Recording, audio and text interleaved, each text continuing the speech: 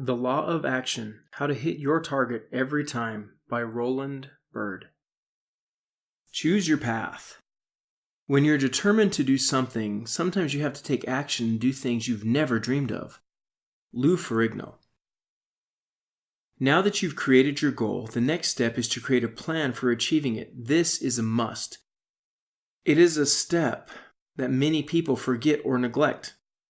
As we discussed previously, your plan determines the path that carries you to your goal. Without a plan, you can have a goal and take action, but still be moving in the wrong direction. Is that what you want? Of course not. However, it's easy to pass on creating your plan. It's easy to think, I'll do it tomorrow, or I don't have time right now, or I can reach my goal without a plan. You know what those thoughts are? They're your subconscious mind working overtime to talk you out of taking action on your goal. Just last night, I was working with a dear friend who is desperate to change the state of his life. He was asking for my advice and said he's ready to do anything necessary to change his life. In the end, we agreed that he'd start with creating a new 2-week goal. He'd write it and email it to me for review before the end of the day. His subconscious mind isn't so keen on changing his life, though. How do I know? You guessed it. I never got the email. When I asked him why he never sent it, he said he got home and lost track of time until it was too late to write it. When I asked him to do it today, he responded, if I have time, I will. That's how powerful our subconscious minds are. We can have the best intentions, but unless we work on our core subconscious beliefs, we'll have a hard time changing our lives. The subconscious mind is like a mule, stubborn. It'll dig in its heels until you convince it that what you want is really what it wants too. That's why it's critical to use the techniques in the chapter Your Subconscious Mind to align your subconscious beliefs with your conscious goals. Do you feel any internal pushback when it comes to creating your plan? Do it anyway. Tell any thought that tries to distract you from creating your plan, thank you for your input, and then create your plan anyway. Do you sense the theme here? Things might come up that interfere with you making your plan. You might have distractions. You might feel like it's okay to put it off until tomorrow, that you'll do it when you know how to create a plan. You might even forget what you were doing and remember later. Create your plan anyway.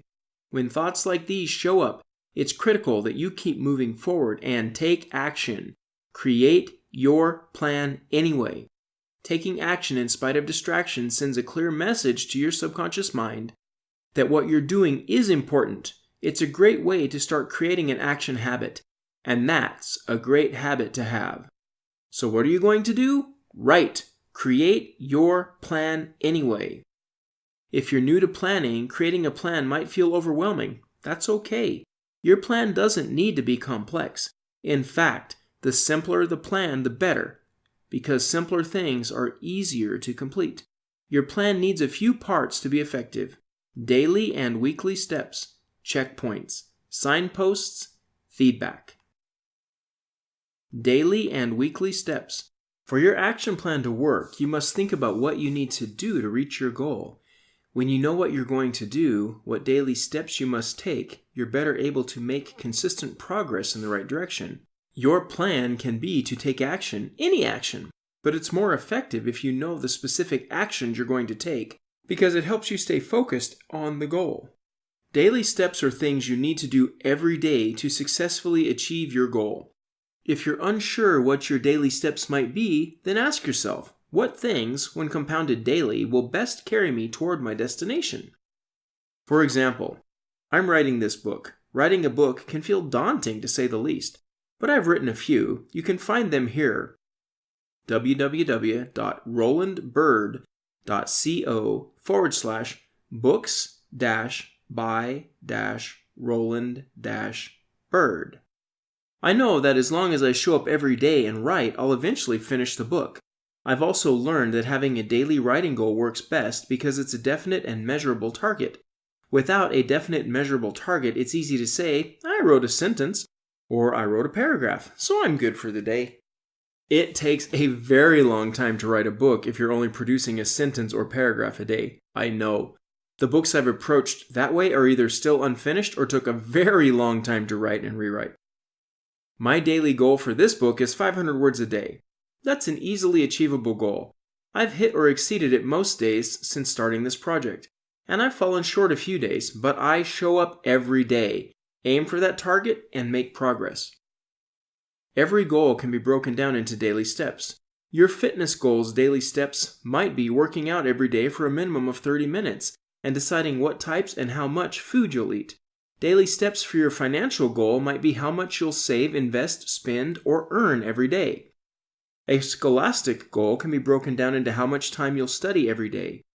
A spiritual goal can be broken down into things like meditating, studying scripture and religious texts, and praying daily. You get the idea. Now let's do this! For the goal you wrote down earlier, write your daily action steps on a new piece of paper or on your worksheets. Take a piece of paper, write my daily action steps on the top, and write down up to 10 daily steps that make the most sense for you to do toward achieving your goal. Now that you've written down your daily action steps, let's write your weekly action steps. Weekly action steps are things you must do once a week that move you closer to your goal. One of my weekly action steps is to fill out my weekly planning form. This helps me plan my week and helps me stay focused as I work my daily action list. I've created a weekly planning form for you to download and use. Go to bit.ly/weekly planning form. That's bit.ly/WEEKLY_PLANNING It is case sensitive. Another of my weekly action steps is to send an email to those on my email list. If I send email every day, it might get annoying to the people who subscribe to my newsletter. Once or twice a week is okay though. By adding this to my weekly action steps, I have a much higher likelihood of actually doing it. Every goal has things that make sense to do once a week. For a fitness goal, it might be to weigh yourself, to check your body fat percentage, or to have a cheat day on your diet. For a financial goal, it might be to calculate the returns on your investments. For a spiritual goal, it might be fasting one day, going without food, while seeking spiritual unity or instruction. You might also rest from your normal daily labors on Sunday to help make the day more sacred on a personal level. For a scholastic goal, it might be to review your class notes. Think of your goal. Now ask yourself, what things can I do once a week that will move me closer to realizing my goal? Got it? Great! On another piece of paper, write down my weekly action steps and write down 3 to 5 things that you can think of that will help you when you do them once a week to achieve your goal. Great! Way to go! Now you've written your daily and weekly action steps. That means you're taking action, and you're well on your way to having a powerful action plan. It's time to move to the next part of your action plan. Checkpoints. Checkpoints are a way of measuring your progress over time. They help you know whether you're taking effective action or just taking action. Think of your checkpoints like a measuring tape or mini goals. Imagine you've shrunk to the size of an ant. Your goal is to go 25 feet so you can reach the device that'll make you normal sized again. Your checkpoints might be to travel 24 inches every minute. That way you'll reach your goal in 12.5 minutes. Checkpoints also allow you to monitor your progress. If you're not at that first checkpoint in 1 minute, then you know you're moving too slowly and you can step it up. If you reach your checkpoint in under 1 minute, then perhaps you've underestimated your abilities and you can adjust your checkpoints so you reach your goal faster. For example, my first checkpoint for writing this book is to have the first draft completed 14 days from now. My next checkpoint is to have the first run edit completed within 10 days of that. Effective checkpoints are time-based and measurable. Otherwise, they have no real power. Which do you think is more likely to drive me to massive action? Saying, I'll complete my first draft of this book this year? Or saying, I'll complete my first draft of this book in 14 days? The first one creates a lot less motivation. The second one really lights the fire. As I'm reading this audiobook, my first checkpoint is to have all the audios recorded by the end of tonight. That really lights the fire. It's the same for your goals. Create checkpoints that are realistic and challenging. Challenging checkpoints create urgency. Urgency feeds motivation and invites massive action. For a fitness goal, your checkpoints could be based on capabilities or results. Using capabilities, you could have a checkpoint of doing 25 push-ups in a row by a certain date. Using results, you could have a checkpoint of dropping 2 inches off your waist size by a certain date. The checkpoints you use work best if you're basing them on the type of goal you have. If your goal is focused on getting leaner, then checkpoints based on body measurements make more sense than one based on how many reps of an exercise you can do. Likewise, if your goal is focused on strength, endurance, or muscularity, then it makes more sense to base your checkpoints on the number of reps you can do or the time and speed of an activity like sprinting, bike riding, or running.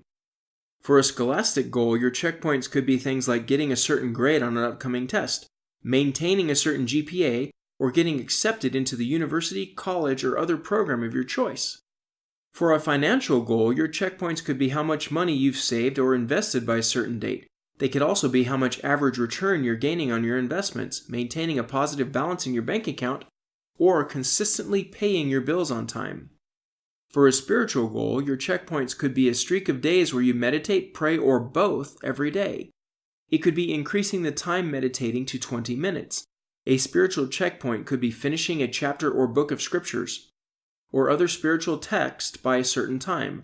Another spiritual checkpoint could be to successfully fast for 24 hours by a certain date, or to experience a more spiritually meaningful fast. As you realize, your checkpoints will vary based on your goal, but effective checkpoints are always attainable based on consistent action. They are also measurable. That way you can tell how close you've come to them or how far you've exceeded your expectations. You understand the power of checkpoints, so let's create a few for your goal. On a new sheet of paper, write my checkpoints. Now write down 4 things that make sense as far as checkpoints for your achievement of your goal. So far in this chapter, you've created your daily and weekly action steps, and you've created checkpoints to help you measure your progress. Do you realize how amazing you are? Seriously, many people want to change their lives. Few are willing to take the action necessary to do it. Even fewer understand how to apply the law of action. The fact that you're reading this book and taking action is wonderful. Always remember that. And always remember, you are wonderful, you are amazing, you can do anything you set your mind to. I'll remind you of this throughout the book because we can all use a cheerleader. Signposts. Signposts are similar to checkpoints because they help you measure your progress. Where they differ is that they aren't things you plan ahead of time. Signposts are events or happenings that verify you're on the right path. When you're working out regularly and someone tells you how great you look, that's a signpost. When you're studying diligently and a friend or teacher tells you that you seem to really grasp the material, that's a signpost.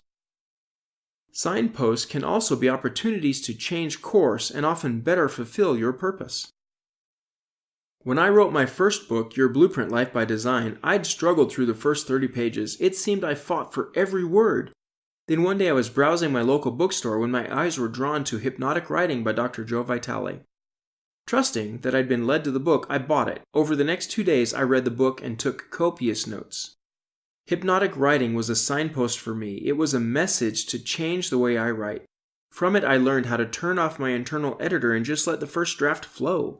I also learned how to engage my subconscious mind in my writing process and trust inspiration. I completed the entire first draft of Your Blueprint Life by Design within 10 days by applying the methods I learned from that book. Reading Hypnotic Writing, acknowledging its message, and taking action on it improved my writing beyond measure. Even now, I use the knowledge I gained from it in all of my writing. Thank you, Dr. Joe! Since you're just starting your action plan, you may not have recognized any signposts yet. That's okay. Once you're open to them, you'll start seeing them. When you recognize a signpost, first ask, what does this tell me? Then ask, how do I apply this? As you know, signposts can tell you you're on the right path. They can also tell you something must change. When they affirm you're on the right path, keep doing what you're doing. When they tell you something must change, simply adjust your actions. I've discovered that the messages that something must change often allows me to achieve even better results than my original plan would have. Then, they help me surpass my goal. So when you come across a signpost that guides you to modify your approach, accept it with an open heart. Using a sheet of paper, write signposts. Then, when something comes up that's a signpost, write what the signpost is and write, what does this tell me and how will I apply this? Make sure you use this moving forward as you apply the law of action in your life. When you receive a signpost that significantly alters the actions you're taking towards your goal, it's best to revisit and modify the daily and weekly steps in your action plan. That ensures you're implementing the new information. Otherwise, it's easy to go back to your routine without implementing your new knowledge, and that's as good as ignoring the signpost. Since you're in this to take action and reach your goal, you understand the value in changing course when needed. Now, for the final piece in an effective action plan. Feedback. Feedback is similar to signposts because it tells us how we're doing as we work toward our goal. But feedback is more subtle. Signposts are major markers that can dramatically affirm or alter our course. Feedback helps us assess how our daily actions are working. Signposts are also less frequent, while feedback is usually a daily occurrence. Feedback aids in minor course corrections, like the minute corrections you make when driving. You see, hear, and feel changes in the road, or obstacles ahead, and accelerate, decelerate, or steer around them. You'd never let go of the wheel and expect to stay on course. Feedback towards successfully achieving your goal is the same. Pay attention to it, and correct course as needed. When you reach, exceed, or fall short of your checkpoints, that's feedback. Those are messages that your approach is either working better than you'd anticipated, or that it needs to be modified. If you have a fitness goal and the day after a workout you're so sore you can hardly move, that's feedback. It's your body telling you to lighten up a bit. If you have a spiritual goal to feel more peace and you feel disconnected or agitated instead of peaceful, those could be messages that you need to meditate or pray more often. They could also be symptoms that there is something you must forgive to achieve deeper peace in your life, or that something else in your life is creating discord. If you have a financial goal to make an average 10% return on your investments, but you're constantly losing money instead, that's feedback. Perhaps you should change your method or learn more ways to invest. If you have a scholastic goal and you seem to struggle grasping some concepts you're studying, that's feedback that your study techniques might need altering. Here's an example. Spelling. My son Gary is 10 as I write this. Recently we discovered that he was struggling with his spelling. He is very intelligent, yet his spelling test scores were far below what we know he's capable of. That was feedback that something was amiss. With Gary's agreement, we implemented a simple study technique. Twice a week we review his spelling words. Gary and I sit 6 or 7 feet apart. I tell him a word from his weekly spelling list and toss him a rugby ball. He spells the word and tosses the ball back. If he gets the word right, I congratulate him and we move to the next word. If he misses the word, we discuss the error and find ways to associate the word to something, an action or an idea, that helps the correct spelling mentally sink in, or that helps him form a clear picture of the way the word is spelled. For example, with the word explosion, I might have Gary crouch down and then jump up and throw his arms wide as he spells it. Or I might have him think of a firecracker and how it explodes with a bang. Then we try again. Once he gets the word right, we spell it a few more times to help anchor the correct spelling, and then move to the next word. The entire process takes less than 20 minutes. Total time invested in spelling study is less than 40 minutes a week. Since starting this method, his spelling scores have skyrocketed. And more importantly, Gary is starting to believe that he is good at spelling. This has the added benefit of being a fun activity that lets Gary know he's important enough for my wife Vanna and me to notice he needed help and for me to take the time to work with him. It also helps him learn memory techniques, associating things when studying and including multiple senses to anchor them, which will only help as he moves through life. What if Vanna and I hadn't received the feedback that Gary needed help with his spelling, or worse, hadn't paid attention to it when we saw it? Then Gary would probably still be struggling and sadly reinforcing a mistaken belief about his spelling skills. Feedback also can be internal, a feeling or knowing that something must change. When you're working toward a goal and you feel inspired to do or avoid something related to your goal, that's feedback too. Use the spaces provided on your downloadable worksheets to document the feedback you're getting. As you pay attention to the feedback you're getting and adjust accordingly, it becomes easier to recognize it and act on it.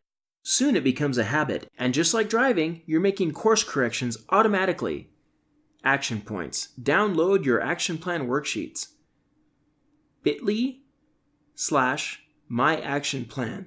That's bit.ly/MyActionPlan.